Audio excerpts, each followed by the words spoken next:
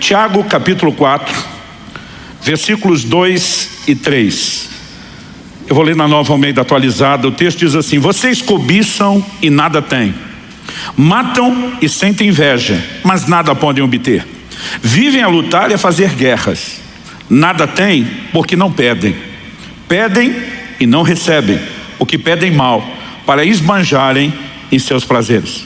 Eu quero tomar essa declaração de Tiago e, a partir dela, desenvolver uma pergunta, ou na verdade, a preparação para uma resposta a uma pergunta importante. Pergunta que eu quero estabelecer como tema da minha mensagem hoje: por que orar? Falando em por que orar, vamos primeiro orar. Pai, muito obrigado por esse tempo de podermos ser expostos ao ensino da Tua Palavra. E nós te pedimos mais do que informação, mais do que orientação. Nós clamamos por luz, por revelação, por entendimento espiritual. Nós oramos por estímulo, nós oramos por despertamento. Nós oramos por aquele toque que acompanha a Tua Palavra, assim como aquela aplicação personalizada que só o Senhor pode produzir. E te damos glória e louvor, não só pela oportunidade de receber, mas também de corresponder com a Tua Palavra. Oramos em nome de Jesus, contando com a Tua graça e o agir do Teu Espírito Santo. Amém. Bom, esse texto que nós vamos tomar como ponto de partida, uma declaração que Tiago, inspirado pelo Espírito Santo, faz, destaca pessoas que almejam coisas que não alcançam. Então ele começa no início do verso 2 dizendo: vocês cobiçam e nada têm. A ideia da cobiça, não fala apenas de um desejo errado, mas de um anseio que não é suprido, que não é alcançado. Na sequência, ele diz: matam e sentem inveja, mas nada podem obter. De novo, a ideia é não alcançar aquilo que se deseja. Depois ele volta a enfatizar: vivem a lutar e a fazer guerra. Mas dessa vez ele conclui: nada tem porque não pedem. Ou como dizem as traduções mais antigas: nada tendes porque não pedis. Basicamente ele está dizendo que a razão de não alcançarem aquilo que querem é porque tentaram isso apenas pelas formas, eu diria, não só naturais, mas carnais, e excluíram aquilo que eu chamaria de uma grande chave de acesso à manifestação de Deus e ao sobrenatural, que é a oração. Em primeiro lugar, ele fala de pessoas que não experimentam a intervenção divina porque não oram. Mas depois ele fala de um grupo que até ora, mas não recebe de Deus, porque apesar de pedir, que é a coisa certa para se receber de Deus, orar, eles fazem a coisa certa do jeito errado e não conseguem resultados. Ou seja, tanto por um motivo não orar, como por outro orar de forma errada, eles acabam não acessando a intervenção divina. Eu tive o privilégio de nascer e crescer num lar cristão, então desde que eu me entendo por gente, eu ouço sobre oração. Mas eu tive o privilégio de ouvir não apenas o aspecto teórico da oração, gente falando a respeito do que a Bíblia diz ou da experiência de outros. Eu tive o privilégio de ver a oração funcionando dentro de casa enquanto eu era criado. E nesse ambiente de oração, nós vimos manifestações do poder de Deus e do sobrenatural na nossa família, que sempre tiveram um impacto positivo na minha vida. Mas foi depois dos 15 anos, com a experiência do batismo no Espírito Santo, que eu comecei a me sentir irresistivelmente, provocado, atraído para um lugar de oração. E digo irresistivelmente porque quanto mais eu entendi o que era a dinâmica de operação do Espírito Santo, e quanto mais eu entendia que isso estava relacionado com a vida de oração, mais provocado eu me sentia. E por ser alguém que desde bem cedo começou a entender a importância, pela própria escritura, do sobrenatural, eu queria viver isso. Eu sou de uma época onde já foi popular na igreja o ditado: onde há muita oração, há muito poder. Uma clara referência ao poder de Deus. Mas onde há pouca oração, há pouco poder. Nem todo mundo concluía a terceira parte do ditado, que era óbvio: e onde não há oração, não há manifestação do poder de Deus. Então eu sempre soube que a oração é uma chave de acesso para o sobrenatural. E se eu e você queremos viver as intervenções de Deus, nós precisamos entender a importância de uma vida de oração. Me lembro que ainda garoto, procurei uma vez um homem de Deus, falei: ora comigo. Ele falou: oro. Mas pelo que você quer que eu ore? Falei para ele: eu gostaria de ter mais experiências com Deus. Ele falou: se você quer ter mais experiências com Deus, em vez de estar me pedindo para orar por você, você que deveria estar desenvolvendo uma vida de oração. Porque diz, é lá na sua vida de oração que você vai ter as experiências que você está querendo alcançar comigo orando por você. Eu fiquei um pouco ofendido, achei ele rude e mal disposto, né? Sem vontade de abençoar os outros, mas de alguma forma eu percebi, não completamente naquele momento, que aquele conselho estava carregado de toda a verdade que eu precisava. Se havia um lugar onde o sobrenatural seria acessado, era na minha vida de oração, e não apenas pedindo oração para os outros. Quando você lê o livro de Atos, a maior parte das experiências extraordinárias narradas tem um pano de fundo em comum, que é a vida de oração. No dia de Pentecostes, o que é que aquele povo estava fazendo no cenáculo? Atos 1,14 diz que eles perseveravam unânimes em oração. Então a experiência da visitação do Espírito Santo em Atos 2 foi gerada naquele ambiente de oração. Em Atos capítulo 3 nós temos um milagre de um paralítico sendo levantado na porta formosa do templo. A Bíblia diz que Pedro e João iam como de costume à hora da oração. Naquele desenvolvimento de uma vida de oração, eles começam a ver sinais e prodígios. Em Atos no capítulo 4, a Bíblia fala dos discípulos novamente sendo cheios do Espírito Santo, mas não só eles. A Bíblia diz o lugar onde estavam reunidos tremeu. Você consegue imaginar uma reunião dessa? Onde o prédio, o ambiente que nós estamos todo é chacoalhado com o poder de Deus, e a Bíblia diz, e todos foram cheios do Espírito Santo. E você vai seguindo a narrativa bíblica. Um anjo de Deus aparece para Cornélio, Atos 10. O que Cornélio estava fazendo? Orando. O apóstolo Pedro tem uma visão no telhado, em paralelo ao que está acontecendo com Cornélio. O que é que Pedro estava fazendo em cima do telhado, enquanto preparava a comida? A Bíblia diz que Pedro subiu, né, ao eirado para orar. Quando você olha a visão que Ananias tem, e o Senhor aparece a ele, tem um contexto, não só Ananias, mas Paulo especificamente, está 3 dias trancado, sem comer nem beber, orando, né? E o Senhor se manifesta a Ananias dizendo, vai lá, impõe suas mãos sobre Paulo, e nós vemos a experiência sendo provocada. O Senhor Jesus aparece para Paulo no templo. O que é que Paulo estava fazendo lá no templo? Piquenique? Não, estava orando. E você percebe que a oração é de fato uma porta para o sobrenatural, não apenas para experiências, mas também para vivermos, além das respostas às orações, um nível maior da manifestação do reino de Deus nessa terra. Mas a pergunta em cima da qual nós queremos trabalhar é por que orar? Por que a oração acaba se tornando essa porta de entrada para a manifestação do sobrenatural? E eu quero, antes de tentar trabalhar o conceito correto, eu quero trabalhar 2 questionamentos que eu particularmente me fiz muitas vezes e já vi muita gente, né, fazer o mesmo tipo de indagação e pergunta. Em primeiro lugar, eu quero trabalhar a ideia de que a oração não é meramente informativa. Ela não tem o propósito de comunicar a Deus uma necessidade. O Deus onisciente, que conhece tudo, o Deus presciente, que conhece as coisas antes de acontecerem, não precisa ser informado sobre um problema. Então, a oração não cumpre um papel de informar Deus sobre uma necessidade, uma vez que Ele já sabe de tudo. O segundo questionamento diz respeito à vontade de Deus. Muita gente me pergunta, mas Deus não faz o que quer, quando quer, como quer, do jeito que quer, uma vez que Ele é soberano? Eu digo para as pessoas, não confunda soberania com unilateralidade. Deus não age sozinho. Ele chama o tempo todo o homem para um lugar de interação, e Ele só faz isso porque Ele quis. Ele decidiu ser soberano do jeito dele. De vez em quando eu vejo gente dizendo que se Deus depende do homem para fazer alguma coisa, Ele não é soberano. Eu digo, se Ele precisar estar reduzido ao seu conceito de soberania, é que Ele não é soberano. Ele é soberano do jeito que Ele quer. Se Ele decidiu agir assim, se Ele decidiu revelar na sua palavra que as coisas funcionam assim, elas são assim, ponto final. Mas estritamente, quando você pensa, se Deus faz o que quer, como quer, do jeito que quer, então por que nós vamos orar? Ele já vai fazer o que faria, independente de eu orar. Ele não vai fazer nada porque eu orei. Então por que Ele me mandaria? Não apenas deixaria a porta aberta, mas me mandaria orar para que Ele faça o que Ele já ia fazer, independente da minha oração? Se nós não entendemos essas questões, provavelmente a nossa vida de oração não vai ser provocada ao nível de resposta que eu e você precisamos que ela seja. Então, há algumas verdades nas quais eu quero trabalhar, e eu vou mexer primeiro nesses 2 conceitos, para só depois responder por que orar. Então, uma das coisas que eu e você precisamos levar em consideração é que o reino de Deus como um todo, suas verdades, seus princípios não deveriam sofrer o que muitas vezes nós fazemos, que é uma leitura emocional. Um dia eu perguntei para alguém: por que é que você ora a Deus?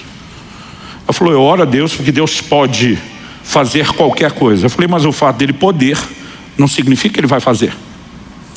Uma pessoa rica pode dar muito dinheiro para uma pessoa pobre, em necessidade, mas o fato de que ele pode não significa que ele vá fazer, a menos que ele queira. Eu falei: então apenas acreditar que Deus pode não leva a mim e a você provavelmente a nenhum lugar prático, a menos que a gente entenda que ele queira. Então a oração, ela precisa nos levar além do entendimento de que Deus pode agir. Nós precisamos compreender que o Deus que nos mandou orar tem prazer em responder orações e decidiu usar essa forma para que ele pudesse se mover e realizar coisas extraordinárias na terra. Quando eu e você entendemos por que orar, nós vamos entender que Deus nos chamou a esse lugar de oração, porque nossas orações são parte fundamental do processo para que o sobrenatural se manifeste na terra. E aí nós começamos a entender que o Deus que nos chamou a orar não apenas pode, mas ele quer responder, e isso já faz toda a diferença. Mas vamos em parte, vamos construir isso, com uma coisa de cada vez. Eu disse antes que muitas vezes a nossa leitura é emocional. Outro dia eu falei para alguém: por que você está orando por algo? Ela falou: não, porque Deus sabe que eu preciso. Eu falei: mas se ele já sabe, por que você está falando para ele? Eu vi que a pessoa ficou quieta. Ela falou: não pensei nisso antes. Ela falou: mas ele me ama. Eu falei: mas ele te ama antes de você orar. E se ele não fez nada antes de você orar, por que você acha que ele vai fazer depois? Mas eu estava tentando ajudar essa pessoa a pensar um pouquinho mais e sair fora só daquela esfera emocional. E eu tive que parar a conversa, porque em vez de ajudar a fé dela a crescer, eu vi que eu estava levando essa pessoa para o lugar de incredulidade. Eu falei: não estou falando dessas coisas como se eu não acreditasse. Eu acredito, eu tenho vivenciado isso. Só quero te ajudar a entender a mecânica, a dinâmica que está por trás da vida de oração. Então, algumas coisas que eu e você precisamos entender é que o reino de Deus, em tudo, na sua expressão, é baseado, é constituído de leis que o próprio Deus estabeleceu. Tratam-se de leis espirituais. Essas leis regem, assim como Deus criou leis físicas que regem a natureza. A lei da gravidade é uma delas e mantém todas as coisas no seu devido funcionamento. O reino espiritual tem leis que o Criador estabeleceu. E nós precisamos entendê-las para que a gente possa se mover de forma adequada dentro do reino de Deus, não com mero conceito emocional, mas com consciência, com revelação bíblica. Então, a primeira questão é que nós precisamos jogar fora dessa equação a ideia de que a oração é informativa. Eu lembro quando adolescente, vi um pastor pregando sobre oração e ele falou: você precisa argumentar com Deus a ponto de convencê-lo que você precisa de algo. Pensei: se eu tiver que convencer Deus, eu estou lascado. Falei: é uma disputa injusta. Ele já sabe o argumento que eu vou usar antes, você está preparado para tudo? Eu falei: quem que ganha uma discussão dessa? Quem que argumenta nesse nível?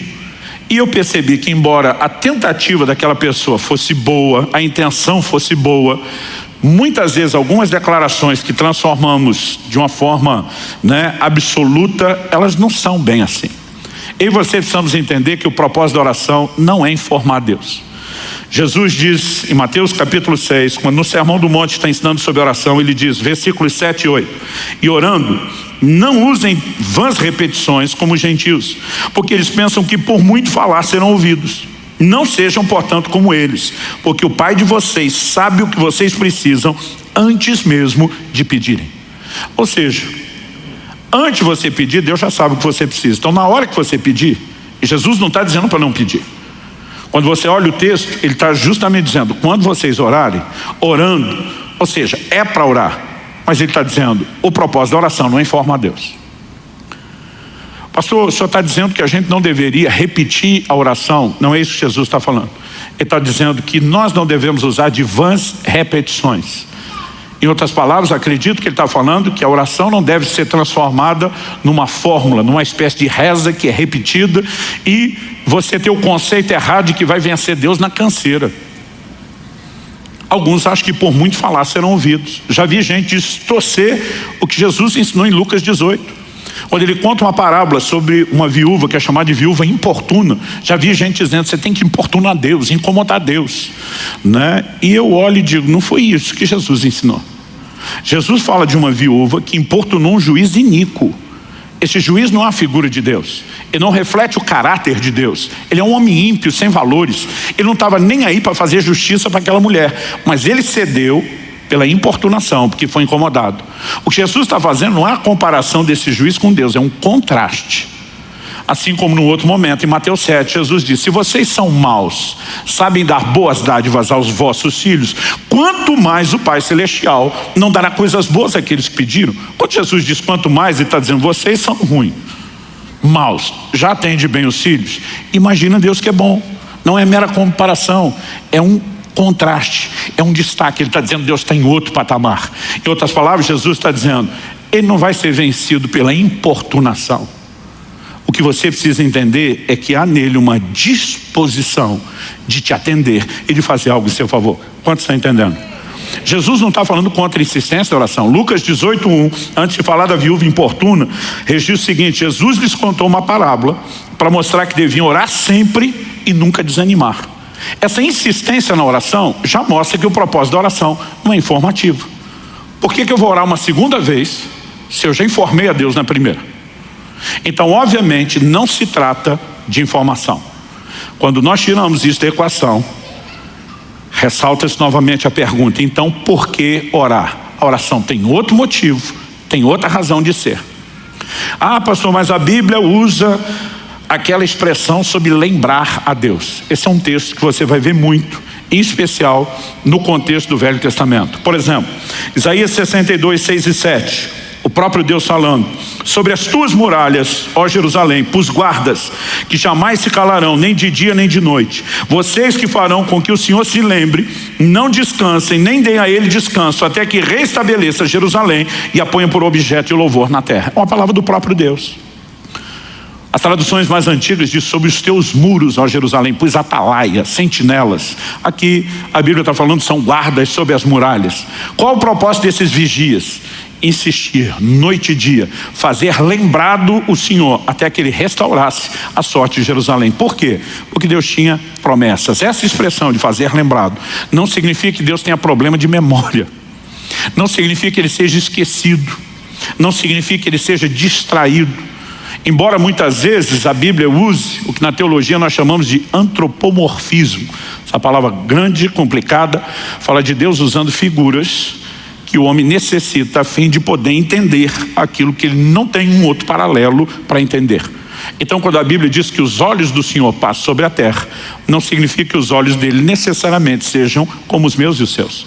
Quando a Bíblia fala da mão do Senhor, não significa que necessariamente Deus tem uma forma física humana como a nossa ou como a que Jesus assumiu.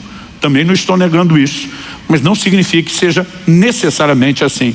Muitas vezes essas palavras nos ajudam a entender, paralelos espirituais para os quais não existiria uma outra forma de nos descreverem. Por exemplo, estava conversando essa semana no carro com a minha filha numa viagem. Eu falei: interessante a Bíblia dizer que no dia do tribunal do juízo vão se abrir os livros, porque todo o registro de antigamente, quando essas verdades foram escritas, era feito na forma de livros. Eu falei para minha filha, particularmente, imagino que se esses textos fossem escritos hoje, talvez falaria de um outro formato de registro digital. Falei para minha filha: imagino passar-se-ão os vídeos. Quando falei isso, minha filha ficou preocupada, falou: pai, se for no formato de vídeo, só a gente vê ou todo mundo vê a vida da gente? Eu falei: você tem algo a temer? Ela falou: não, mas seria uma coisa muito estranha, a gente assistir a vídeo de todo mundo. Ela falou: é gente mais. Eu falei: tempo é o que não vai faltar na internet, na eternidade, E ela olhou para mim e falou: você está falando sério? Eu falei: não, estamos brincando, especulando, A Bíblia só fala dos livros, mas isso não significa que seja uma declaração absoluta, que seja a única forma de registro. Então, quando a Bíblia usa a expressão lembrar o Senhor, normalmente isso vem dentro de um contexto. Qual o contexto? Ou Deus fez uma promessa, e lembrar é dizer: o Senhor já assumiu um compromisso e revelou a sua vontade para ir em outra direção. Então Jerusalém estava vivendo um momento delicado e complicado, mas Deus estava dizendo: eu coloquei atalaias sobre os muros, intercessores, pessoas que vão clamar noite e dia até que Deus reestabeleça. E eles têm o propósito de estar lá declarando diante de Deus o que é que Ele falou, o que é que Ele prometeu, o que é que Ele sinalizou querer fazer. Agora, se Ele já prometeu, já sinalizou querer fazer, porque alguém tem que orar para que isso aconteça? É a grande pergunta. Mas já que eu toquei no assunto de lembrar, vamos falar de alguns textos bíblicos que mostram essa ideia de que não se trata de esquecimento divino, mas de um exemplo onde a oração apresentada visa reivindicar algo onde Deus já se comprometeu a fazer. Gênesis 19, 29 diz o seguinte: assim, quando destruiu as cidades da campina, está falando de Sodoma e Gomorra, Deus se lembrou de Abraão e tirou Ló do meio da destruição, quando subverteu as cidades em que Ló tinha morado. Quando a Bíblia diz Deus se lembrou de Abraão, não está falando de um problema de memória. Por quê? A destruição acontece na madrugada, quando o dia está para amanhecer. Antes do anoitecer, no dia anterior, Abraão está diante de Deus, intercedendo por Sodoma e Gomorra. O Senhor destruiria a cidade se houvesse nela tanto justo? Deus diz: não. Abraão pensa: joguei alto. Aí diz: não se ire o Senhor se eu perguntar uma segunda vez. E ele vai baixando o número, segunda, terceira, quarta, e aonde ele chega, Deus diz: se houvesse tanto de justo, eu não destruo. Mas você percebe claramente que é um posicionamento de intercessão da parte de Abraão. No dia seguinte, mesmo não tendo aquela quantidade de justos, Deus pega a quantidade menor. Ló, além de justo, que o Novo Testamento chama assim, era da família de Abraão, e a Bíblia diz: Deus fez aquilo por Ló, porque lembrou de Abraão. Essa expressão lembrou, não é que da noite para o dia ele sofreu o esquecimento. A Bíblia apenas está vinculando a ação do dia seguinte ao posicionamento de oração do dia anterior. Quem está entendendo, diga amém.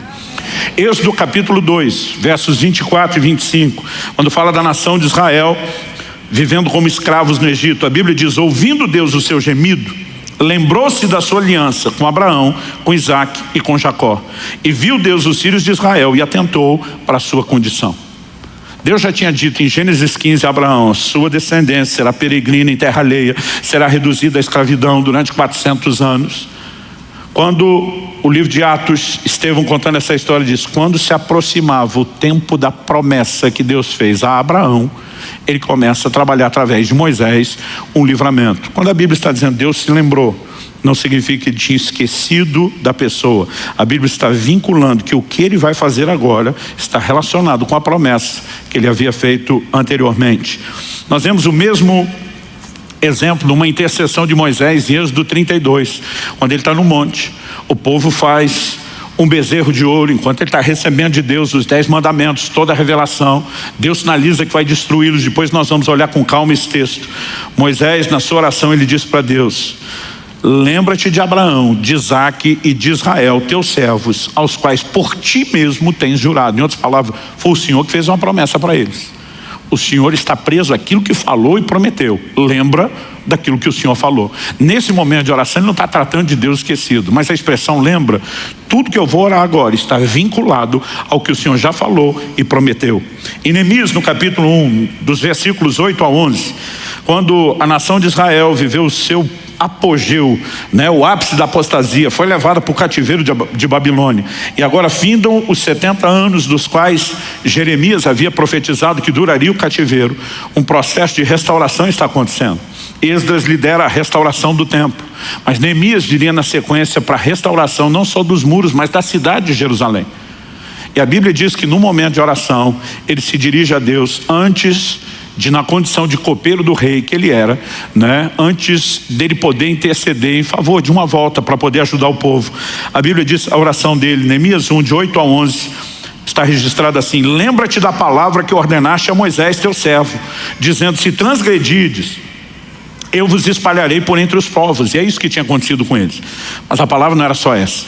Ele diz: mas se vos converterdes a mim e guardardes os meus mandamentos e os cumprides, então ainda que os vossos rejeitados estejam pelas extremidades do céu, de lá os ajuntarei e os trarei para o lugar que tenho escolhido para ali fazer habitar o meu nome, que era Jerusalém.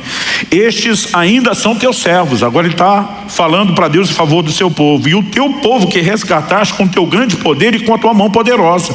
Ah, Senhor, estejam pois atentos os teus ouvidos à oração do teu servo, e a dos teus servos se agradam de temer o teu nome. Concede que seja bem sucedido hoje o teu servo e dá-lhe mercê perante esse homem. A Bíblia diz que ele termina dizendo: nesse tempo eu era copeiro do rei. Essa expressão, lembra-te da tua palavra, né? Lembra daquilo que o Senhor falou. Nunca tem um papel informativo. Já que o Senhor esqueceu, estamos aqui te fazendo recordar. É apenas um posicionamento de reivindicação. É a sua promessa, é a sua aliança, é o seu compromisso. E daqui a pouco nós vamos entender a importância de orar alinhado à vontade de Deus. Mas em primeiro lugar, a gente precisa eliminar a ideia de que não se trata meramente de informação. Em segundo lugar, vamos procurar entender esse questionamento a respeito da vontade de Deus, né? Se Deus faz o que quer, quando quer, só do jeito que quer, como se ele agisse de forma unilateral, qual o sentido de orar? Como eu disse antes, ele já vai fazer o que ele quer, independente da gente pedir ou não. E se a gente pedir alguma coisa que ele não quer, ele também não vai mudar o que quer porque a gente pediu. Então qual o sentido de orar? Não só qual é o sentido de orar, qual o sentido de Deus nos mandar orar? Será que isso tudo seria mera encenação? Será que Deus apenas olhou lá do céu e disse: esse povo não tem o que fazer, vamos deixar eles acreditar que eles influenciam alguma coisa, mesmo que isso não leve eles a lugar nenhum? Será que é assim que Deus agiria? Será que essa seria a dinâmica do seu caráter? Vamos iludi-los para alguma coisa que não produz resultado? Nós sabemos que isso não é verdade. Por quê? A Bíblia traz afirmações recorrentes de que Deus ouve o clamor dos homens. Ao que diz Josué, capítulo 10, versículo 14, quando se refere ao dia em que, naquela batalha para ajudar os gibeonitas contra os cananeus, a Bíblia diz que Josué orou e Deus faz parar o sol. O dia se estendeu para que eles tivessem mais luz natural para poder vencer e exterminar completamente o inimigo. Olha o que a Bíblia diz, Josué 10, 14. Não houve dia semelhante a esse, nem antes nem depois dele, tendo o Senhor assim atendido a voz de um homem, porque o Senhor lutava por Israel. A Bíblia diz que Deus atendeu a voz de um homem. A Bíblia não diz que isso aconteceu apenas porque Deus predeterminou no seu conselho por si mesmo que faria isso, alguém pedindo ou não. Aliás, essa palavra traduzida, atendeu. E eu particularmente acredito que atendeu é a melhor opção de tradução no contexto, mas ela muitas vezes é traduzida como ouvir, no sentido não só de escutar, mas de realmente responder e atender alguém, e ela muitas vezes é traduzida como obedecer. Nós sabemos que isso não se aplica a Deus, porque nós devemos obediência a Ele, não Ele a nós. Mas a Bíblia está dizendo que Deus fez porque um homem pediu. E eu não sei você, mas eu fico empolgado com essa ideia de que de alguma forma a nossa voz possa ser ouvida. É lógico que Josué está orando dentro do escopo da vontade revelada de Deus. Deus disse: vocês vão avançar, vocês vão conquistar a terra, nenhum inimigo vai resisti-lo durante todos os seus dias, eu vou lutar por vocês. Então ele se posiciona e diz: está do nosso lado, precisamos de mais luz do dia, não queremos que o Senhor lute em nosso lugar, mas já que o Senhor luta por nós conosco, nos dê mais luz, nos deixe exterminar todo mundo. E um milagre sem precedentes aconteceu. A Bíblia diz: não houve dia como esse, nem antes nem depois. Deus atendendo a voz de um homem. Então algo que eu e você precisamos questionar é: onde é que fica a vontade de Deus quando estamos falando sobre oração? No Salmo 6, 9, eu estou escolhendo um de muitas menções nos Salmos, Davi diz: o Senhor ouviu a minha súplica, o Senhor acolhe a minha oração. Ou seja, ele não está falando de Deus fazer apenas algo que quis, mas está falando de Deus literalmente atender aquilo que ele clamou a Deus para que Deus fizesse. No Evangelho de João, nós temos algumas declarações que também não podem ser ignoradas. João capítulo 14, versículo 13, Jesus diz: e tudo o que vocês pedirem em meu nome, isso farei, a fim de que o Pai seja glorificado no Filho. Se me pedirem alguma coisa em meu nome, eu o farei. Eu não sei você, mas eu fico empolgadíssimo com declarações como essa, né? Ao olhar para as declarações da palavra de Deus, no mesmo Evangelho de João, nós vemos outras afirmações, como por exemplo João 16, 23, 24, Jesus diz: naquele dia vocês não me perguntarão nada. Em verdade lhes digo, se pedirem ao Pai alguma coisa em meu nome, Ele lhes concederá. Até agora vocês não pediram nada em meu nome. Peçam e receberão, para que a alegria de vocês seja completa. Ele não está falando mero e simplesmente Deus fazer apenas o que quer. Mas ele está sinalizando que eu e você podemos alcançar de Deus algumas coisas que nós queremos, porque nos posicionamos para pedir. E Tiago diz: alguns não estão alcançando, é porque não pedem. Outros até estão pedindo, mas não chegam lá, porque pedem mal, estão fazendo a coisa certa do jeito errado. Mas o que a Bíblia está mostrando é que se eu e você fizermos a coisa certa do jeito certo, nós podemos ver a ação de Deus e o sobrenatural invadindo as nossas vidas. Quem está entendendo, diga amém. No entanto, não podemos negar que há uma relação muito forte na Escritura entre oração e a vontade de Deus. É inegável, não dá para desvincular essas duas coisas. Por exemplo, em Mateus no capítulo 6, no versículo 10, na oração do Pai Nosso, Jesus está nos ensinando não uma reza, mas um modelo de oração. Ele nos ensina a dizer: venha o teu reino, seja feita a tua vontade. Pergunta: se a vontade de Deus se estabelece na terra sem oração, por que é que Ele mandou a gente orar para a vontade dele ser feita? Nós estamos falando de uma simples encenação? Ou existe alguma relação entre orar e a vontade de Deus poder ser executada, poder se manifestar? Eu particularmente acredito na segunda opção e não na primeira. Uma outra coisa que nós não podemos deixar fora da equação é que orar alinhado com a vontade de Deus é garantia de resposta. 1 de João, capítulo 5, versículos 14 e 15 diz o seguinte: essa é a confiança que temos para com Ele, que se pedimos alguma coisa segundo a sua vontade, Ele nos ouve. E se sabemos que Ele nos ouve quanto ao que lhe pedimos, estamos certos de que obtemos os pedidos que lhe temos feito. Então ele diz: se oramos segundo a sua vontade, somos ouvidos. Se somos ouvidos, certeza que vamos alcançar o que é que nós estamos pedindo. Então a oração que é feita segundo a vontade de Deus é um tiro certeiro. Pastor, como podemos saber a vontade de Deus ao orarmos? Em primeiro lugar, o que Deus já revelou na Escritura, o que Deus já revelou na palavra. Em segundo lugar, eu e você podemos lidar com questões que são de ordem personalizada, não são detalhes, estão nas Escrituras.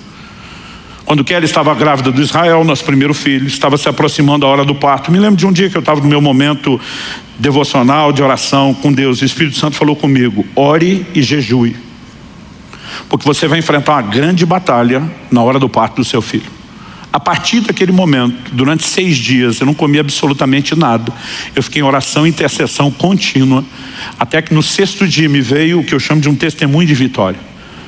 Alguns dos crentes mais antigos, em especial do meio pentecostal, usavam uma expressão que é: nós vamos orar até chegar lá. O que é o chegar lá? É aquela sensação: alcancei, conquistei algo, né? E quando me veio aquele testemunho interior, foi quando eu parei de orar e voltei a comer. Quando chegou o dia do parto, houve uma grande complicação. E de acordo com os próprios médicos, meu filho só sobreviveu por um milagre, por algo que eles não sabem explicar. Agora, se Deus já queria fazer um milagre, por que é que me mandou orar primeiro? Eu e você precisamos entender que até para fazer aquilo que Ele quer fazer, muitas vezes Ele sinaliza e nos chama a esse lugar de cooperação com Ele através da oração. Mas quando oramos dentro da vontade de Deus, é certo que Ele nos ouve. E se é certo que Ele nos ouve, é certo que vamos receber. Então, além daquilo que já está revelado na Escritura, a única outra forma pela qual eu e você podemos ter certeza da vontade de Deus é quando o Espírito Santo nos dá um direcionamento mais claro e específico. Além disso, vamos colocar ainda nessa equação algo que volta e meia eu falo aqui. Eu sempre tenho dito que oração não é só o meio através do qual eu e você conseguimos de Deus o que a gente quer. Isso é uma parte da oração, mas não é a verdade completa. Porque oração também deveria ser em contrapartida, o meio através do qual Deus consegue de nós o que Ele quer. Oração também deve compor na nossa vida um ambiente de rendição e de sujeição à vontade de Deus. A Bíblia diz em Mateus 26, 39, que no Getsemane o Senhor Jesus ora, né? O livro de Hebreus interpreta o que aconteceu no Getsemane, dizendo que Jesus ofereceu com forte clamor e lágrimas, orações e súplicas a quem o podia livrar da morte. Então, quando lá no Getsemane nós lemos nos evangelhos Jesus dizendo: Pai, se possível, passe de mim esse cálice. Cálice, no próprio ensino de Jesus, fala de sofrimento. Ele basicamente está dizendo para Deus, se tiver um plano B, que dê para evitar a morte por crucificação, vamos ativar o plano B. Contudo, seja feito não a minha, mas a sua vontade. A oração sempre tem que nos levar ao lugar da vontade de Deus. E se a nossa vontade estiver em colisão com a dele, nós precisamos nos submeter à vontade dele. Ou seja, até agora, o tempo todo, nós estamos vendo uma forte relação entre oração e a vontade de Deus. Essa é uma das razões pelas quais as expressões de fazer lembrar do Senhor não tem papel informativo, mas são um posicionamento de dizer, o Senhor já revelou sua vontade na palavra e nós apenas estamos colocando isso diante do Senhor para que fique claro que não estamos orando fora da sua vontade. Entender que há uma relação forte entre a oração e a vontade de Deus é importante, mas não apenas entender que Deus não vai atender uma oração fora da sua vontade. Isso também é verdade e tem que ser trazido para dentro dessa ideia. Nós temos orações na Bíblia que foram ignoradas. Um exemplo disso, o que você vê em 2 Samuel, capítulo 12. Depois que Davi comete o pecado de adultério com Batseba, de homicídio de Urias, Natã, o profeta, é enviado a ele. Expõe e denuncia o pecado dele, anuncia uma palavra de juízo dizendo essas serão as consequências dos seus atos de pecado. E entre eles, Natã diz, a criança que foi gerada nessa relação pecaminosa vai morrer. Quando a criança adoeceu gravemente, Davi passa 7 dias prostrado, com a cara no chão, jejuando, clamando misericórdia sobre a criança. Mas o quadro dela não mudou. Porque Deus já havia sinalizado sua vontade. Você pecou, o juízo está acontecendo, você vai colher o fruto que você fez. E a situação não muda. Embora seja o mesmo Davi, que lá no Salmo 6:9, nós vimos ele dizendo, o Senhor atendeu a minha súplica, ele ouviu a minha voz. Aqui nós vemos Deus olhando para ele dizendo, nesse caso, você não vai ser atendido. Aliás, vamos tirar um exemplo pessoal só de Davi e vamos tentar ter um olhar mais abrangente, genérico. Provérbios 28:9 diz assim, quem desvia os ouvidos de ouvir a lei, aqui a lei de Deus, a palavra de Deus, até a sua oração será abominável. Ou seja, uma pessoa que está andando contrária à palavra de Deus, em deliberada quebra de mandamentos divinos, sua oração não só não será atendida, como a Bíblia diz, é abominável a Deus. Então é evidente que nossas orações têm um poder extraordinário dentro do escopo da vontade de Deus. Ou seja, orações fora da vontade de Deus não serão atendidas. Por outro lado, me parece muito claro também na Escritura que a vontade de Deus, sem as nossas orações, também não será executada. Então, qual seria a razão pela qual Deus nos chama a orar pelo cumprimento da sua vontade? E não estou falando só de Mateus capítulo 6, venha teu reino, seja feita a sua vontade. Por exemplo, me acompanhe em primeira carta de Paulo a Timóteo, no capítulo 2, 1 Timóteo, capítulo 2, e vamos ler junto a partir do versículo 1. O apóstolo diz assim, antes de tudo. Sabe o que significa essa expressão, traduzida do original grego aqui como antes de tudo? Significa antes de tudo. Às vezes a gente sempre quer um significado diferente, mas é isso mesmo. Em outras palavras, ele está dizendo, não tem nada mais importante, isso aqui é primordial, é o ponto de partida, vem antes das demais coisas. Antes de tudo, o que é que vem antes de tudo? Peço e façam súplicas, orações, intercessões e ações de graças em favor de todos os homens, ou dependendo da versão, de todas as pessoas. Pergunta, por que é que Deus quer que a gente ore por todo mundo? O apóstolo continua, inspirado pelo Espírito, e diz, ore em favor dos reis e de todos os que exercem autoridade. Isso aqui não é só privilégio, é responsabilidade da igreja orar pelos governantes. O texto diz, para que vivamos vida mansa e tranquila, com toda piedade e respeito. Quantos acreditam que Deus quer que a gente tenha uma vida mansa e tranquila? Mas ele está dizendo, ore pelos reis e governantes, para que vocês possam ter isso. Em outras palavras, ele está dizendo, você não vai ter isso apenas porque eu quero. Você vai ter isso se você orar. Porque se você orar, eu vou poder fazer o que eu quero. Se você não orar, não vou poder fazer o que eu quero. Aliás, o texto continua e diz no versos 3 e 4, isso é bom e aceitável, dependendo da versão, agradável diante de Deus nosso Salvador, que é bom e aceitável, orar por todos os homens. Aí ele diz no verso 4, o qual deseja que todos sejam salvos e cheguem ao pleno conhecimento da vontade, da verdade. Mas se Deus deseja a vontade dele salvar todo mundo, por que é que eu tenho que orar? Pois é, o tempo todo é o que a Bíblia nos mostra, que a vontade de Deus sem oração não será executada. Por outro lado, a oração fora da vontade de Deus também não será atendida. Mas existe uma combinação entre oração e vontade de Deus que se torna uma química explosiva. E aí nós voltamos à pergunta do início: por quê? Por que a oração é tão importante e necessária? E acredito que para a gente poder responder isso, nós precisamos de uma visão panorâmica, abrangente, maior. E precisamos olhar ao longo das Escrituras qual é o propósito de Deus desde o início com o homem em relação à terra. Alguém disse com muita propriedade que para entender o propósito você tem que voltar no início.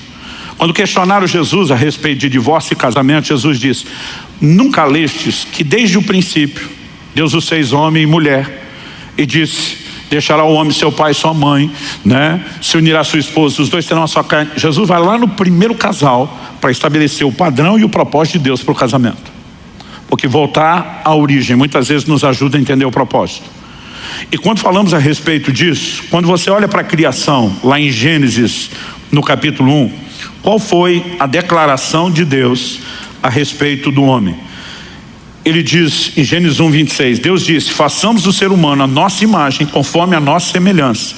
Tenha ele domínio. Deus depois, o verso 27 diz assim: Deus criou o ser humano, a sua imagem, a imagem de Deus o criou, homem e mulher os criou. O verso 28 diz: Deus os abençoou e lhes disse: sejam fecundos, multipliquem-se, encham a terra e sujeitem-na. Aqui ele está falando da terra.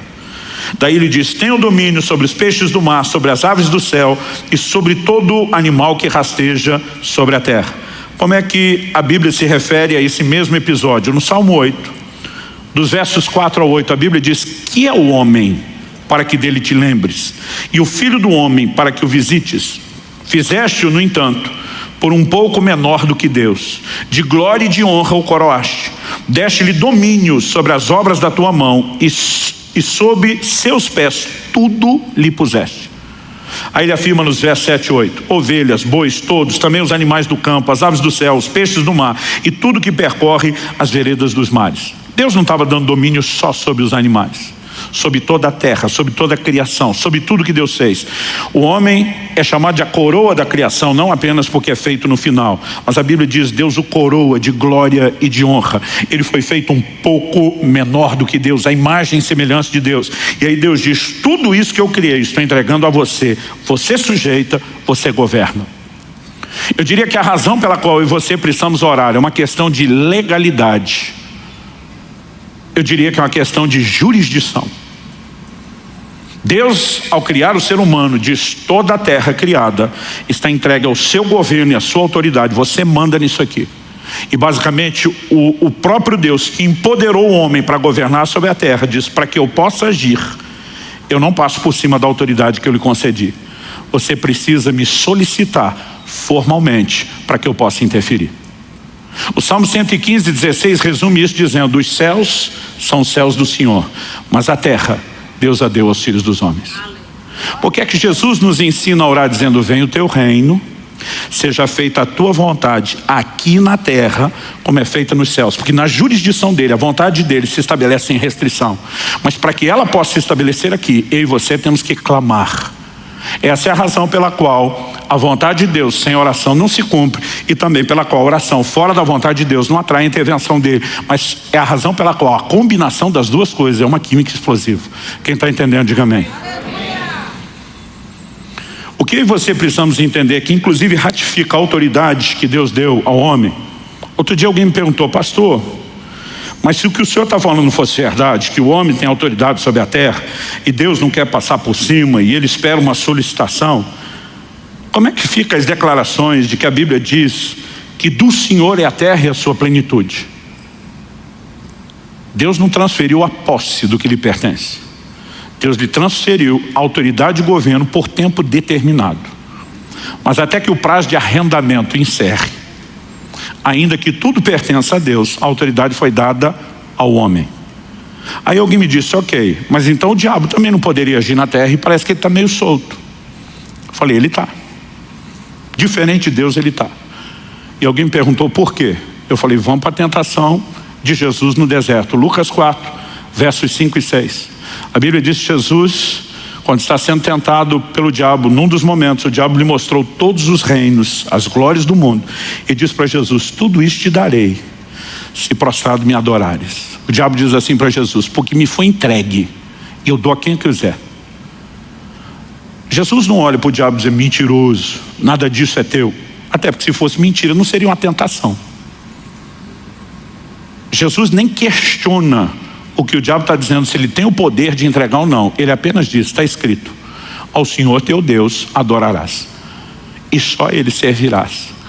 E Jesus sabia muito bem que ele veio para tomar tudo aquilo de volta como Redentor, sem precisar se curvar diante do diabo, sabendo que quem vai se curvar diante dele é o próprio Satanás.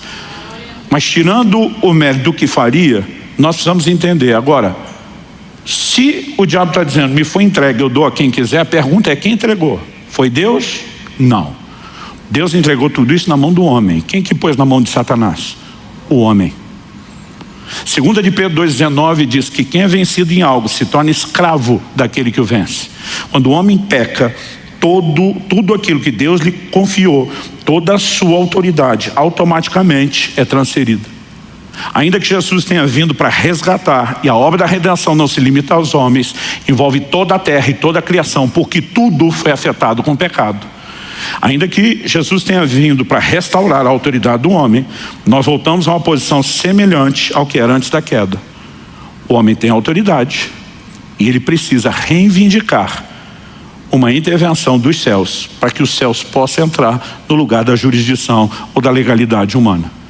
Ou seja, nós não estamos de forma alguma limitando o poder de Deus. Deus, por razões que pertencem a Ele, escolheu que as coisas funcionariam assim, revelou na sua palavra que esse é o formato. Então eu volto naquele questionamento do início. Alguns de vez em quando me perguntam: e a soberania de Deus, onde fica? Eu falei: fica com Ele, Ele continua sendo soberano, Ele que decidiu agir assim, não foi a gente que convenceu Ele. Nós não iludimos Ele para participar do processo e conseguimos fazer Ele acreditar como se Ele não fosse soberano. Ele, o Criador, Senhor de todas as coisas, decidiu e revelou isso na sua palavra. Ponto final. A pergunta é: o que é que eu e você vamos fazer com a autoridade que nos foi dada, com a autoridade que nos foi entregue? A Bíblia está dizendo: alguns não têm porque não pedem. Os céus não vão se mover em favor de quem não pede. Pastor, então qualquer um que pedir vai receber? Também não. Porque Tiago diz que alguns pedem, não recebem porque pedem mal. Qual a definição de pedir mal? Em primeiro lugar, ele fala de alguns que querem apenas esbanjar nos seus próprios deleites. Ou seja, eles não estão sintonizados com a vontade de Deus. E não é porque para Deus agir na terra, ele precisa da solicitação do homem, que o homem aqui na terra manda Deus fazer o que ele quer e não o que Deus quer. Então nós precisamos entender esse outro lado. Segundo, uma das definições de uma oração bem-sucedida está lá em Tiago capítulo 1. Ele começa falando de sabedoria e termina falando de toda e qualquer outra coisa. Ele diz: tem algum de vós falta de sabedoria? Tiago 1,5. Peça a Deus que a todos dá liberalmente. Eu amo essa frase. Deus dá de forma generosa, liberal.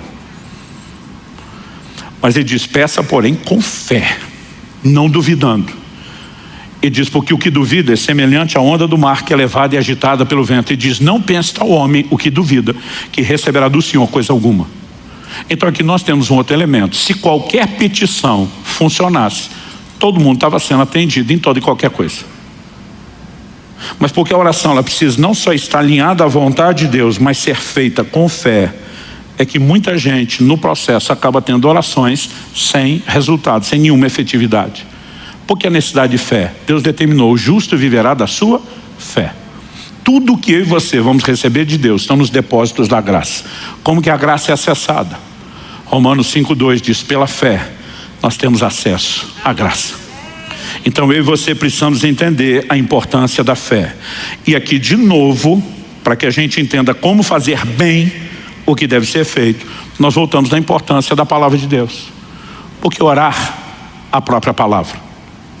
Porque a fé vem por ouvir a palavra. A palavra de Deus não sinaliza só a vontade de Deus e o que Ele quer fazer, mas a revelação da sua vontade nos inspira fé, nos inspira confiança e a convicção de que Ele fará aquilo que Ele já disse que faria. Então nós nos posicionamos em cima da palavra. Agora, o que você precisamos atender e entender é que mesmo as promessas de Deus, elas não têm garantia de cumprimento automático. Algumas promessas bíblicas são de fato incondicionais. Por exemplo, a vinda de Jesus. Quer você acredite, quer não, ela vai acontecer. Quer você esteja pronto, quer não, ela vai acontecer. Mas muitas promessas são claramente condicionais. Hebreus capítulo 6, versículo 12 diz que eu e você temos que nos tornar imitadores daqueles que pela fé e perseverança herdam as promessas. Ou seja, sem fé ninguém vai herdar a promessa. Em 1 Timóteo 1,18, nós vemos Paulo declarando a Timóteo: de acordo com as profecias que foram ditas a teu respeito, combate firmado nelas o bom combate. Ou seja, se o que Deus falou vai se cumprir automaticamente, por que é que eu tenho que lutar por isso? Mas aí eu e você precisamos entender que uma das razões é que o nosso posicionamento de fé vai nos levar a experimentar a intervenção divina. Quem está entendendo, diga amém. Com isso em mente, eu queria que a gente fosse lá para Êxodo capítulo 32. Êxodo capítulo 32, eu quero ler do versículo 7 ao 14. Eu só citei esse texto antes e agora nós vamos ler junto. Quando Moisés sobe o Sinai, passa 40 dias diante do Senhor, sem comer nem beber, envolvido na nuvem da glória de Deus, recebendo de Deus os mandamentos. No final desse período, a Bíblia diz: então o Senhor disse a Moisés: vá, desça, porque o seu povo, o povo que você tirou do Egito, se corrompeu e depressa se desviou do caminho que eu lhe havia ordenado. Fez para si um bezerro de metal fundido, o adorou e lhe ofereceu sacrifício, dizendo: são estes, ó Israel, os seus deuses, que tiraram você da terra do Egito. O Senhor disse ainda a Moisés: tenho visto esse povo, e eis que é povo teimoso. Agora, pois, deixe-me, para que se acenda contra eles o meu furor, e eu os consuma, e de você farei uma grande nação. Em primeiro lugar, vamos entender, antes de continuar a ler aqui do 11 ao 14, algumas verdades. Uma coisa que precisa ser separada na Bíblia, quando falamos do plano e do propósito de Deus, é o individual do coletivo. São duas coisas bem distintas. Por exemplo, quando a Bíblia fala sobre a linhagem de Abraão, a nação de Israel, dentro do plano e do propósito de Deus, a Bíblia diz que os dons e a vocação de Deus são irrevogáveis. O que ele prometeu para a nação, para a linhagem de Abraão, vai se cumprir. Ao longo do processo, nós vemos gerações dessa linhagem que falhou e que Deus simplesmente rejeitou. Não significa que ele descartou o propósito coletivo, mas quando indivíduos falham, eles são trocados. A razão pela qual Saul foi substituído por Davi é porque, como indivíduo, Saul falhou e o plano coletivo de Deus para a nação não poderia falhar. Essa talvez seja a mensagem principal de Esther 4,14. Quando Mardoqueu, seu tio, manda a ela um recado. Foi solicitado a ela que intercedesse pela sua nação, pela sua linhagem diante do rei. E ela disse: se eu entrar sem ser chamada, eu posso ser punida com a morte. Mardoqueu manda o seguinte recado para ela: se de todo te calares agora, de outra parte se levantará socorro e livramento a Israel. Ele diz: mas quem sabe, se não foi para um tempo como esse que chegasse a ser rainha. Em outras palavras, está dizendo: filha, você acha mesmo que ganhou esse concurso de beleza e está no lugar que está, sem nenhum plano ou propósito de Deus? Será que não foi justamente para uma hora como essa, de necessidade do reino, que Deus te plantou e estabeleceu aí? Mas ele está dizendo: vou dizer, se mesmo assim você recuar e der uma de frouxa agora, Deus vai resolver o problema coletivo através de outra pessoa, mas você será substituída dentro do propósito individual como canal de livramento. Então, se nós separarmos essas coisas, fica fácil entender Deus dizendo a Moisés: me deixa destruir essa geração e de você eu faço uma nação mais numerosa. Porque Deus teria que continuar com Moisés? Porque tinha um compromisso com Abraão. Eu vou fazer isso na sua linhagem. E se ele destruísse, ele precisava de pelo menos um descendente para cumprir o que prometeu. De boa, no lugar de Moisés, depois de 40 dias, sem comer nem beber, orando por aquele povo, para trazer os mandamentos, se Deus falasse para mim, mesmo se o povo fosse vocês, deixa destruir, eu dizer: fica à vontade, vai que é tua, Deus. Sabe o que é o curioso? É o Deus Todo-Poderoso olhar para um mero mortal como Moisés e dizer: me deixa fazer. E o mais interessante, o assustador, é Moisés olhar de volta e dizer: não deixo não. Qual o posicionamento de Moisés? Vamos continuar a partir do verso 11. Porém Moisés suplicou ao Senhor seu Deus, dizendo: ó Senhor, porque acende a tua ira contra o teu povo, que tiraste da terra do Egito com grande poder e forte mão. Deixa eu fazer uma pausa aqui. Você viu como a conversa começa? Começa Deus dizendo para Moisés: o teu povo que você tirou do Egito. Moisés diz: por que é que o Senhor está incomodado com o teu povo? Na fase mais ou menos ali de pré-adolescência, eu lembro, eu frequentava muito o pronto-socorro do hospital relativamente perto de casa. Só na fase de pré-adolescência foram 14 vezes. Ou engessava, ou costurava, sempre estava resolvendo alguma coisa. Eu lembro quando meu filho nasceu, a primeira oração que eu fiz, depois de dedicá-lo a Deus: Senhor, que ele não seja como eu fui, que dê um pouco de paz aos pais, que pela primeira vez eu entendi o lado dos meus pais.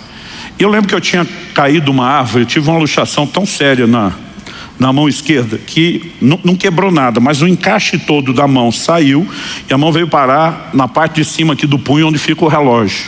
Os músculos soltaram, não mexia. Foi uma luxação tão séria que, para botar no lugar, tiveram que me dar anestesia geral e engessaram todo o braço, né, para que houvesse uma recuperação com tempo para aquela musculatura. Eu, de braço engessado, no dia seguinte já estava na rua brincando, e tinha um terreno baldio do lado de casa. E para encurtar a história só, em algum momento no meio do mato, eu não tinha noção daquilo, me joguei para o meio do mato e tinha um garrafão de vinho quebrado que alguém jogou. E eu caí em cima daquilo. E aquilo pegou meu joelho direito um tempão, achava que era o esquerdo. Um dia desse fui olhar a cicatriz, falei: errei o lado, né? Ou ela mudou de lado algum dia desse enquanto eu dormia. Eu estou mais propenso a pensar que foi a primeira. Mas, gente, eu rasguei o joelho assim, de aparecer os ligamentos. Foi um negócio assim feio. Eu lembro que eu voltei para casa de braço gestado, arrastando a perna, aquilo sangrando. Gente, eu não vou esquecer esse dia. Primeiro, meu pai olhou para mim e disse assim: não abra a boca. Ele pegou um vidro de mertiolate. Então eu lembro que mertiolate antigamente não era mertiolate de hoje. Ou a gente que era mole, ou mertiolate que era pior. Ele virou o vidro inteiro e ele disse: não abra a sua boca. E eu só mordendo os lábios. Aí começa a discussão entre meu pai e minha mãe. Meu pai diz: hoje quem leva esse menino no pronto-socorro é você, que o filho é seu. Ela diz: não, o filho é seu. Aquele dia eu não era filho de ninguém. Meu pai dizia: eu não aguento mais chegar lá e os médicos chamarem ele pelo nome. Eu, Luciano, você de novo. Eu não tenho cara para isso. Os dois discutindo. Eu dizia: alguém vai ter que me levar, não posso ficar. Eu tenho essa sensação quando eu leio aqui Deus dizendo para Moisés: é o teu povo. Moisés dizendo: o povo é teu. Eu fui lá porque o Senhor mandou, não tinha nada a ver com isso. Ele diz: ó Senhor, por que se acende a tua ira contra o teu povo que tiraste da terra do Egito com grande poder e forte mão? Por que deixar que os egípcios digam: ele os tirou de lá com más intenções, para matá-los nos montes e para eliminá-los da face da terra? Deixa de lado o furor da tua ira e muda de ideia contra este mal contra o teu povo. Lembra-te, olha a frase do início: lembra-te de Abraão, de Isaque e de Israel, seus servos, aos quais por ti mesmo juraste. Esse por ti mesmo foi ideia tua, nós não te pedimos nada, foi o Senhor que decidiu. Aos quais por ti mesmo juraste, dizendo: multiplicarei a descendência de vocês como as estrelas do céu, e toda essa terra de que tenho falado eu darei à sua descendência, para que a possuam por herança eternamente. O verso 14 diz: então o Senhor mudou de ideia quanto ao mal que ele tinha dito que traria sobre o povo. Eu acho impressionante não só essa declaração, como Jeremias capítulo 15, versículo 1. Quando a nação de Israel chega no clímax, no ápice da apostasia, e Deus anuncia o exílio de Babilônia como julgamento, sabe o que Deus diz? Jeremias 15:1. Então o Senhor me disse: mesmo que Moisés e Samuel se pusessem diante de mim, meu coração não se inclinaria para esse povo. Mande-os embora, que saiam da minha presença. Que Deus está dizendo, diferente lá do início, onde esses dois pararam minha ira, agora nem esses dois param. O que é que Deus está dizendo? Que Moisés e Samuel eram privilegiados, que a oração deles era melhores do que a nossa. Não. Infelizmente, algumas pessoas acreditam nisso. De vez em quando alguém me pede oração e diz: pastor, o senhor pode falar com o homem lá de cima, já que o senhor é mais chegado com ele? Eu olho para a turma e falo: tu está de brincadeira. Nós voltamos agora no erro histórico da igreja romana de criar outros mediadores além de Cristo. Nenhum de nós é ouvido nos céus por mérito. Eu e você usamos o nome de Jesus porque é por causa dele que nós temos acesso. É pelo sangue de Jesus que eu e você podemos entrar no Santo dos Santos. É por isso que nós usamos o nome dele, o que ele fez por nós, ponto final. Mas Deus está dizendo, ainda que Moisés e Samuel, o que Deus está dizendo não é que esses homens eram melhores do que outros, é que eles entenderam e usaram o que Deus disponibilizou para todos de uma forma como a maioria não entendeu e não usou. Então Deus está dizendo, o assunto agora é tão sério que nesses dois que me pararam outras vezes, conseguiram parar o juízo que foi determinado sobre essa geração. que Deus está dizendo, esses dois entenderam, exercer uma prática a respeito da oração. E se você não lembra muito da história de Samuel, quando Saul ungido o rei, que o regime teocrático termina e agora a monarquia começa, ele se posiciona diante do povo e diz, eu não cometeria o pecado de deixar de orar por vocês. Pensa no intercessor que deu curso àquela nação. Deus está dizendo, nesses camaradas experimentados na oração mudaria isso. Ele não está dizendo que a oração de uns é melhor do que a de outros, mas que alguns entenderam e praticaram isso de uma forma diferenciada. E eu e você podemos entrar num lugar de compreensão e cooperação com Deus diferenciado quando o assunto é oração. Quem está entendendo, diga amém. Para terminar, abra comigo em Daniel, capítulo 10.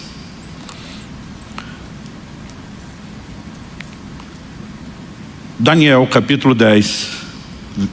Nos versículos 2 e 3, Daniel fala que durante 3 semanas ele pranteou, ficou de luto, chorou. No verso 3 ele diz, não comi nada que fosse saboroso, não provei carne nem vinho, não me ungi com óleo algum, até que passaram as 3 semanas. Esse foi o tempo de jejum e de oração. No final delas, um anjo de Deus apareceu para Daniel. No verso 12, Daniel explica e diz, então ele, aqui ele é uma referência ao anjo, então ele me disse, não tenha medo, Daniel, porque as suas palavras foram ouvidas desde o primeiro dia em que você dispôs o coração a compreender e a se humilhar na presença do seu Deus. Foi por causa dessas suas palavras do primeiro dia que eu vim. Eu não sei o que passou na cabeça de Daniel, porque a Bíblia não diz, mas eu teria talvez perguntado, se me ouviu desde o primeiro dia, porque só chegou depois de 3 semanas. A verdade é que o anjo antecipou a resposta. Ele diz no verso 13, mas o príncipe da Pérsia, ou do reino da Pérsia, me resistiu durante 21 dias. Ele está dizendo, levou 3 semanas para eu chegar, apesar de eu ter saído no primeiro dia. Porque houve resistência, eu fui resistido. Por quem? Pelo príncipe da Pérsia. Ele não está falando de um príncipe humano. Nenhum homem poderia parar um anjo. O poder e a força de um anjo, revelado na Bíblia, é incomparável. Nenhum homem poderia pará-lo. Mas Efésios capítulo 6, verso 12, diz que diferente de Israel do Velho Testamento, nós, o Israel de Deus hoje, a Bíblia diz, nossa luta não é contra a carne e o sangue. Nós não batalhamos fisicamente. A Bíblia diz, nossa luta é contra principados, potestades, dominadores, dependendo da versão, as hostes espirituais da maldade. Há toda uma hierarquia no plano espiritual. E nós vemos que os demônios também têm questões territoriais e que existem príncipes, por isso são chamados de principados sobre nações. Quem era a Pérsia? A Pérsia, junto com a Média, havia acabado de assumir o lugar de Babilônia, estava exercendo o controle do mundo dos seus dias. Não era só uma potência mundial, era um governo mundial. O príncipe da Pérsia era o demônio de maior autoridade que exercia governo do reino das trevas sobre o mundo dos seus dias. O que está acontecendo enquanto Daniel está orando não é um problema da vida de Daniel. É uma movimentação sobre o reino de Deus de proporções globais.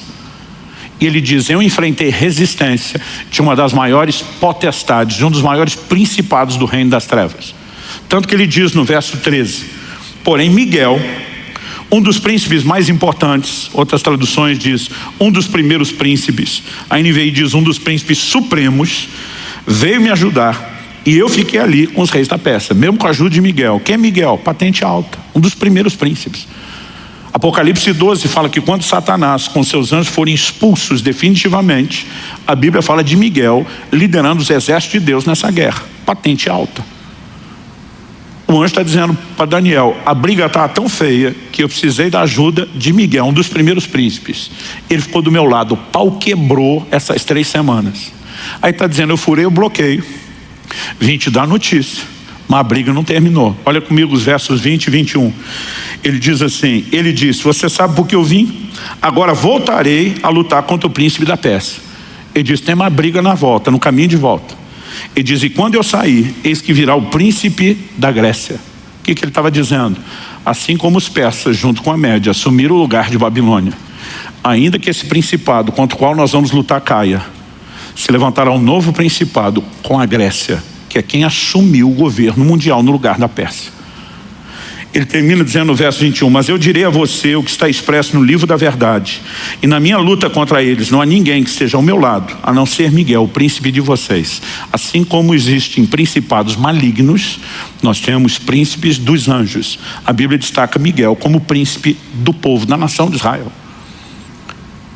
Há uma guerra acontecendo no plano espiritual. A pergunta é, se Daniel parasse de orar no segundo dia dizendo, acho que esse negócio não está funcionando, qual teria sido o custo dessa guerra e dessa batalha?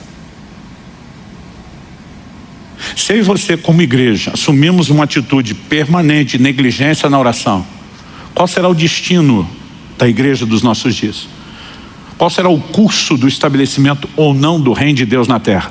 Uma pergunta que frequentemente não nos fazemos, porque muitas vezes nós achamos que orar é um privilégio quando se trata de alcançar benefícios pessoais, mas nós não entendemos que se trata de uma responsabilidade quando falamos a respeito de estabelecer o reino de Deus. É lógico que nós vamos ter intervenções de Deus, são de ordem pessoal. Jesus falou, tudo quanto pedidos em meu nome. Se não estamos quebrando princípios, nem colidindo com a vontade de Deus, Ele não estabeleceu limites. E muitas vezes nós podemos ver coisas que para outros pode até não parecer importante.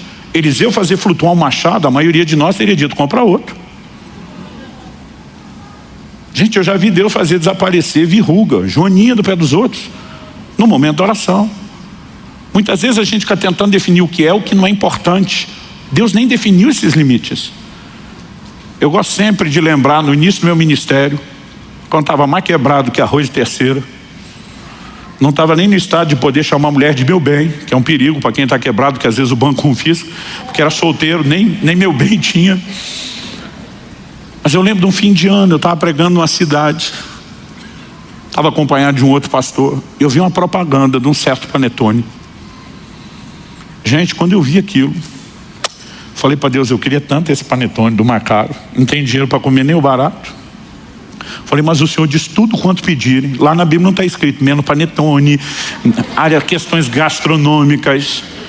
Eu falei, eu aplico fé, o Senhor pode fazer um milagre, eu vou chamar isso do milagre do panetone.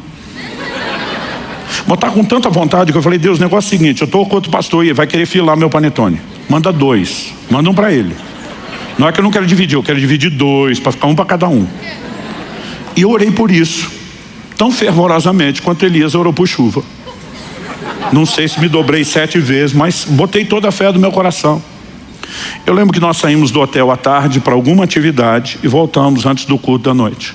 Quando voltamos era uma época que chave era física, não era eletrônica, você tinha que pegar na recepção do hotel.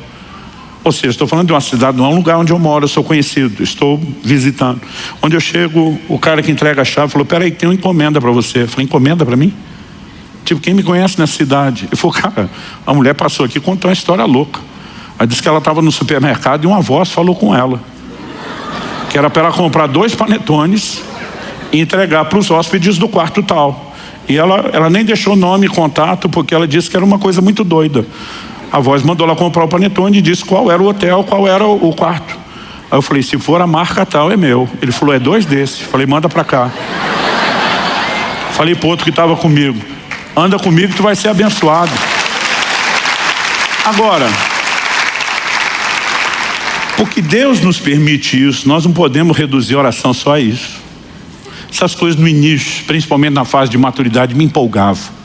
Por quê? 1 de Pedro 3,12 diz que os olhos do Senhor estão sobre os justos e os seus ouvidos atentos às suas súplicas. Mas à medida que eu ia vendo essas respostas de coisas até mesquinhas, eu comecei a entender, peraí, se os céus estão de olho em mim, esperando que eu clame, eles também não estão esperando apenas que eu ore por panetone, mas sim que venha o teu reino, seja feita a sua vontade. Então não significa que eu não vou orar por essas coisas, mas minha vida de oração tem que ser maior do que isso. Eu e você precisamos orar pelo crescimento da igreja, por salvação de almas. Eu e você precisamos orar por gente sendo cheia do Espírito Santo, por famílias sendo restauradas, por manifestações de sinais da parte de Deus. Um dia desse alguém falou, pastor, por que é que nós não estamos tendo tanto milagre? Ele falou, não estou nem comparando com a igreja de Atos. Quem serve a Deus há mais tempo, lembra disso, a década de 90, nós tivemos um mover de curas, sinais, milagres, maravilhas, enchendo o Brasil. Foi um negócio extraordinário. Aí o cara falou, nós não estamos vivendo mais isso hoje. Eu falei, sim, mas se você já era crente na década de 90, você deve se lembrar que nós tivemos um despertamento, a oração e o jejum na década de 90, como talvez nunca houve antes. E não é coincidência que os sinais e prodígios tenham invadido a igreja justamente na hora onde ela mais estava orando para que o poder de Deus se manifestasse. Eu falei, olha para a igreja do livro de Atos, Atos 4. Antes de tremer o lugar onde eles estão reunidos, eles estão orando dizendo, Senhor, concede que anunciemos a tua palavra com toda intrepidez, enquanto o Senhor estende a mão para operar sinais, milagres, prodígios, por intermédio do nome do teu santo servo Jesus. Enquanto eles oravam por sinais, eles viviam sinais. Agora nós somos parte de uma igreja acomodada, que mal é mal, ora só olhando para o próprio umbigo, mas está esperando que o reino de Deus se expanda com poder. Gente, se nós queremos ver o sobrenatural, não tem outro caminho. Nós vamos ter que resgatar a arte perdida da oração, do jejum, voltar a andar em fé, ter um posicionamento diante de Deus, porque à medida que fazemos isso, não estamos vivendo só um privilégio, nós estamos cumprindo com uma responsabilidade. Quem está entendendo, diga amém. No último jejum que fiz, em algum momento do início do jejum, eu sempre digo que você descobre que o centro de gravidade da terra puxa para baixo, mas do reino de Deus puxa para cima. As coisas materiais perdem importância. Mas eu lembro que eu comecei a orar e dizer, Senhor, eu quero ver uma resposta de provisão financeira porque é do seu interesse. O Senhor sinalizou que a gente, como orvalho, vai para um lugar maior. O Senhor nos deu uma estratégia, está funcionando. Encorajar as pessoas a aderirem à aquisição de cotas. Eu falei, no ritmo que está indo, vai levar de 1 ano e meio a 2 para a gente esgotar essas cotas. Eu falei, eu gostaria de ver um sinal teu. Eu estou orando por algo que o Senhor revelou ser o seu plano e é do seu interesse. Eu gostaria de ver, até o final do jejum, uma intervenção do Senhor nessa área, que me encha de coragem e convicção de que essa é a sua direção e que o Senhor está tão comprometido com isso quanto eu ou mais.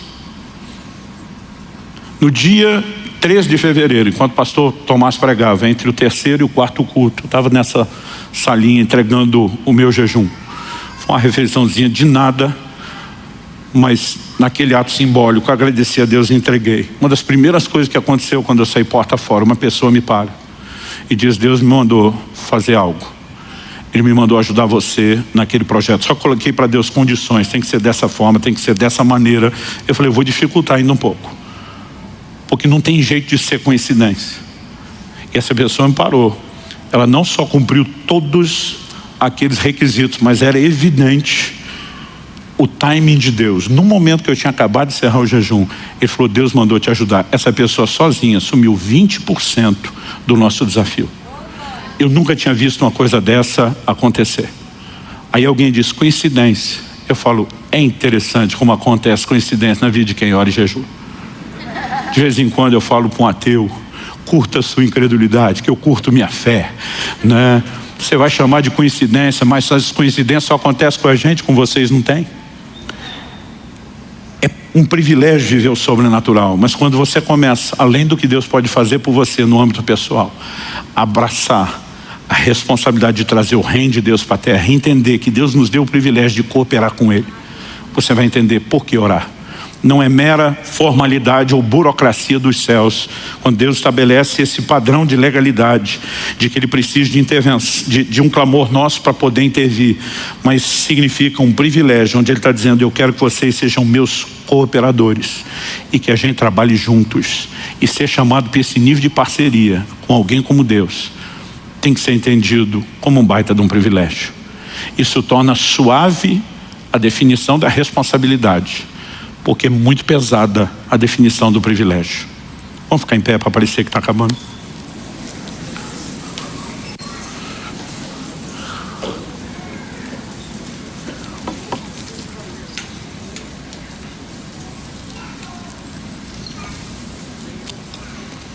Esqueceram de me avisar que era para terminar antes. A culpa nem é minha. Sabe que nós podemos ter alguns minutinhos de oração, onde a gente possa diante de Deus dizer, Senhor, que essas verdades sejam entendidas, que elas sejam absorvidas, que elas entrem, que elas produzam resultado na nossa vida. Fale com Deus no seu lugar, do seu jeito, da sua maneira, com as suas palavras. Meu Deus, a tua palavra foi anunciada e a nossa oração não é apenas por entendimento e aplicação personalizada. É que aquilo que o Senhor começou ou está começando nesse momento não pare no final dessa reunião.